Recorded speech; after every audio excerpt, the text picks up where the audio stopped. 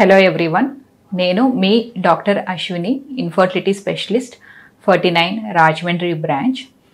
So ఈరోజు మీతో ఒక బ్రీఫ్గా ఒక టాపిక్ డిస్కస్ చేయదలుచుకున్నాను. అదేంటంటే మనకి గర్భసంచి పొర, సో థిన్ ఎండోమెట్రియం, పల్చగా ఉండటం అనేది అంటే అసలు ఏంటి? సో చాలామంది అడిగే బేసిక్ క్వశ్చన్ ఏంటంటే, సో ఐవీఎఫ్ అంటే ఏంటి, అసలు ప్రెగ్నెన్సీ త్వరగా రావాలంటే ఏం చేయాలి, ఐవీఎఫ్ త్వరగా సక్సెస్ అవ్వాలంటే ఏం చేయాలి అనేది అడుగుతూ ఉంటారనమాట. సో ఐవీఎఫ్ సక్సెస్కి కీ ఫ్యాక్టర్స్ ఏంటి అనేవి మనం తీసుకుంటే, ఒకటి డెఫినెట్గా ఇంతకుముందు మనం చెప్పుకున్నట్టే మేల్ ఫిమేల్ ఫ్యాక్టర్స్ అండి. ఏజ్ ఒకటి, అట్ ద సేమ్ టైం ఏంటంటే ఎందుకు అంటే ఏజ్ బట్టి మనకి ఎగ్ క్వాలిటీ అనేది మెయింటైన్ అవుతుంది, స్పర్మ్ క్వాలిటీ కూడా మెయింటైన్ అవుతుంది. దీని కొత్త వరకు మనం ఇంప్రూవ్ చేయడానికి మేల్ సైడ్ వచ్చేసరికి మేల్ స్పర్మ్ ఫ్యాక్టర్ని ఇంప్రూవ్ చేయడానికి మనం మైక్రోఫ్లూయిడిక్స్ అని, మ్యాక్స్ అని, మ్యాగ్నెటిక్ అసోసియేటెడ్ సెల్ సార్టింగ్ అని, ఐవీఎఫ్లో ఏంటంటే డైరెక్ట్గా మనం త్రూ మైక్రోస్కోప్లో మనం ఆ స్పర్మ్ అనేది సెలెక్ట్ చేసుకునే అవకాశం అనేది బాగుంటుంది. సో మార్ఫలాజికల్గా బయటికి మనకి స్పర్మ్ కదిలేది, వేగంగా కదిలేది, తర్వాత మనం బాగా మ్యాగ్నిఫై చేస్తే అది హెడ్, నెక్, టెయిల్ డిఫెక్ట్స్ ఏమైనా ఉన్నాయో కూడా అలాంటివన్నీ ఉంటే వాటిని తీసి ఏవైతే గుడ్ స్పర్మ్స్ ఉన్నాయో అవి మనం సెలెక్ట్ చేసుకోవచ్చు. అలాగే ఆడవారిలోని సో మనకి ప్రెగ్నెన్సీ రావట్లేదు ట్యాబ్లెట్స్ కానీ యూఐ పద్ధతులతో అంటే అప్పుడు మనం ఐవీఎఫ్లో అంటే డైరెక్ట్గా ఎగ్స్ అనేవి తీసుకుంటాం. సో ఏవైతే మెచ్యూర్ ఎగ్స్ ఉంటాయో అవే సెలెక్ట్ చేసుకుని వీటితోటి మనం ఐవీఎఫ్ అనేది చేస్తాం. సో ఇలా కొంతవరకు మనం సెలెక్ట్ చేసుకునే ఛాన్సెస్ ఉంటుంది. So next success key factor ఏంటంటే గర్భసంచి లైనింగ్. సో గర్భసంచి లైనింగ్ ఎందుకు ఇంపార్టెంట్? ఎందుకంటే మనకి ఎగ్ స్పర్మ్ కలిసిన తర్వాత ఫామ్ అయిన బేబీని మనం గర్భసంచిలో పెడతాం. సో లోపల గర్భసంచి యొక్క హెల్త్ కూడా చాలా ఇంపార్టెంట్. సో అది కూడా దానికి లైనింగ్ బాగుండాలి. ఎందుకంటే ఫామ్ అయిన బేబీ ఎక్కడైతే మనం పెడతామో అది లైనింగ్ కూడా మనకి కొంతవరకు థిక్నెస్ ఉండాలి. సో అట్లీస్ట్ మినిమం మనకి 6 mm అబవ్. ఇంతకుముందు మనకి 7 mm అబవ్ అని చెప్పేవారు, బట్ ఇప్పుడు రీసెంట్లో ఏంటంటే at least 6 mm above with good pattern and good blood supply ఉంటే వీ క్యాన్ గో అహెడ్ అని చెప్పి అంటున్నారనమాట. సో అసలు థిన్ ఎండోమెట్రియం అంటే ఏంటి, గర్భసంచి పల్చగా ఉంది అని అంటే దాని ట్రీట్మెంట్స్ ఏంటి? సో సాధారణంగా ఏంటంటే మేము ఇచ్చే హార్మోన్ మెడికేషన్ అనేది చాలా కీ ఫ్యాక్టర్ అండి. Key factor and major role play చేసేది ఈస్ట్రోజన్ అనే ట్యాబ్లెట్ అనమాట. సో ఈస్ట్రోజన్ ఏం చేస్తుందంటే మనకి లైనింగ్ అనేది ఇంప్రూవ్ అవటానికి ప్లస్ త్వరగా బేబీ ఇంప్లాంట్ అవటానికి యూస్ అవుతుంది. సో ఇవి చాలా ఫామ్స్లో ఉంటాయి. ఈస్ట్రోజన్ ఓరల్, తర్వాత మనం వెజైనల్, తర్వాత జెల్ రూపంలో కూడా ఉంటాయి. సో ఈ 3లో సాధారణంగా మనం ఇచ్చేది ఓరల్ అనమాట. So direct through mouth like tablet form. కాకపోతే ఏంటంటే ఒక్కొక్కసారి ఈ ట్యాబ్లెట్ ఫామ్ ఏమవుతుందంటే ఫస్ట్ పాస్ మెటబాలిజం వల్ల అది లివర్లో మెటబలైజ్ అయ్యి సో కావాల్సినంత మనకి కొంతమందికి గర్భసంచి లైనింగ్ ఇంప్రూవ్ చేయడానికి కొద్దిగా ఎఫెక్ట్ అనేది కొంతమందికి తగ్గచ్చు.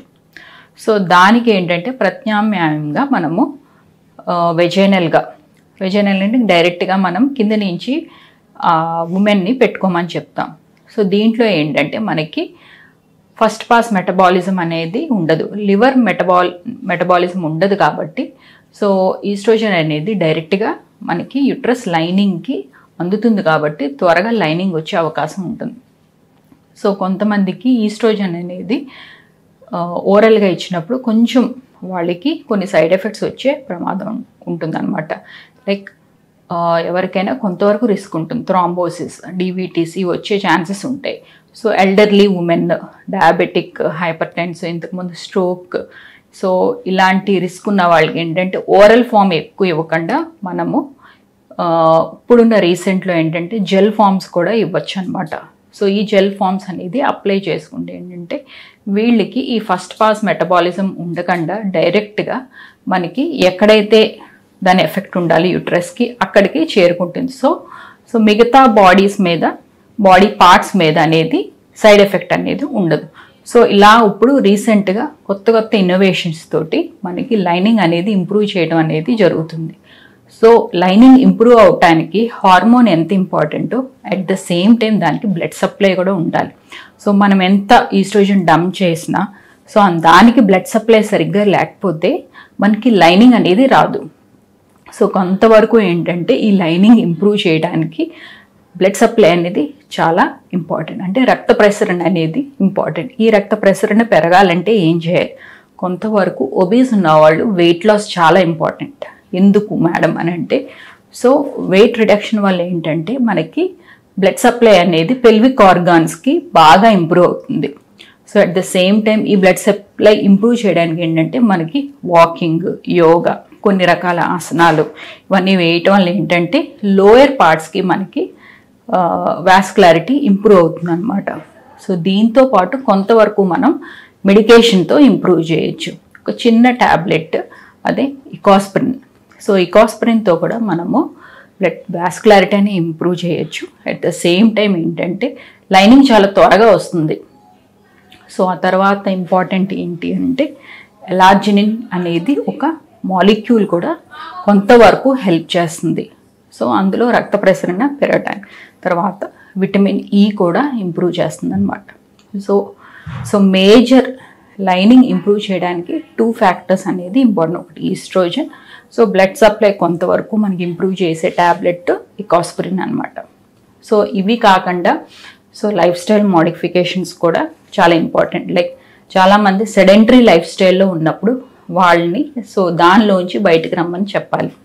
సెడెంటరీ లైఫ్ స్టైల్ వల్ల ఏంటంటే మనకి డెఫినెట్గా హార్మోన్ అనేది ఇచ్చే ట్యాబ్లెట్ సరిగ్గా పనిచేయదు. ద సేమ్ టైం ఏంటంటే బ్లడ్లో కూడా సరిగ్గా ఇంప్రూవ్మెంట్ అనేది ఉండదు. సో ఎవరైతే సెడెంటరీ లైఫ్ స్టైల్లో ఉన్న వాళ్ళని మనము సో వాకింగ్ అనేది, కొంత వెయిట్ రిడక్షన్ అనేది మనము చెప్పాలి. అట్ ద సేమ్ టైం ఏంటంటే రీసెంట్గా ఇప్పుడు acupuncture is also playing an important role.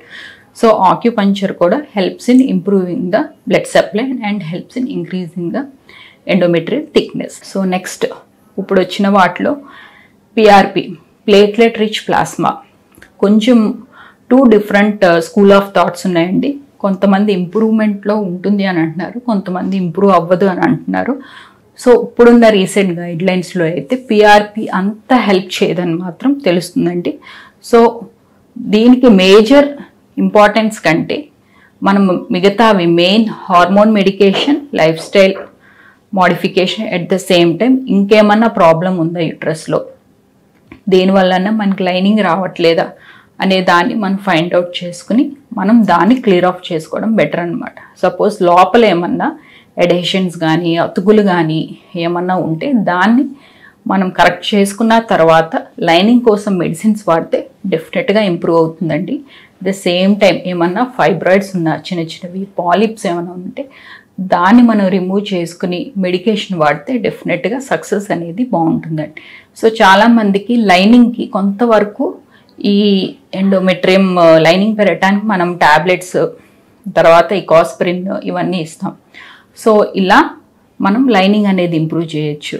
So ఇప్పుడున్న పరిస్థితిలో ఏంటంటే లైనింగ్ హెల్దీగా 3 లైన్ ప్యాటర్న్ ఉంటే వన్స్ మనం స్కానింగ్లోని, so if it is more than 6.5, so అంతా బాగుంది 6.5 mm ఉంటే we can go ahead with transfer. కానీ ఇప్పటి నుంచో మనం ఫాలో అవుతుంది ఐడియల్గా 8 mm అండ్ అబోవ్.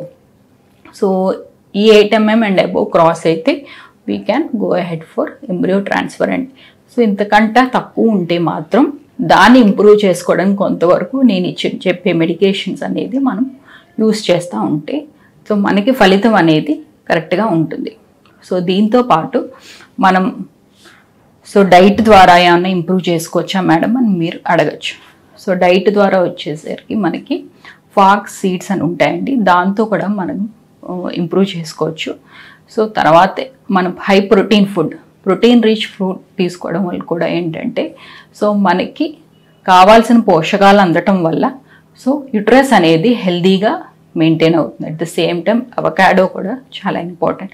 సో ఇలాంటి చిన్న చిన్న మార్పులు తీసుకుంటే మనకి యుట్రస్ అనేది హెల్దీగా ఉంటుంది. అట్ ద సేమ్ టైం అన్నెసరీగా కాఫీ, టీస్ అనేవి ఫ్రీక్వెంట్గా తీసుకునే వాళ్ళు దాని ఫ్రీక్వెన్సీని తగ్గించాలి. తర్వాత స్మోకింగ్, ఆల్కహాల్కి దూరంగా ఉండే చాలా మంచిది. సో ఇలా ఈ మోడిఫికేషన్స్ తోటి మనం ప్రెగ్నెన్సీ అనేది వచ్చే ఛాన్సెస్ చాలా త్వరగా ఉంటుందన్నమాట. సో దీంట్లో మీకు ఏమన్నా ఇంకా డౌట్స్ ఉంటే డెఫినెట్గా నేను మీకు అవైలబుల్గా ఉంటాను. రాజమండ్రిలోని 49 సెంటర్లో. You can come directly and contact me. Thank you so much.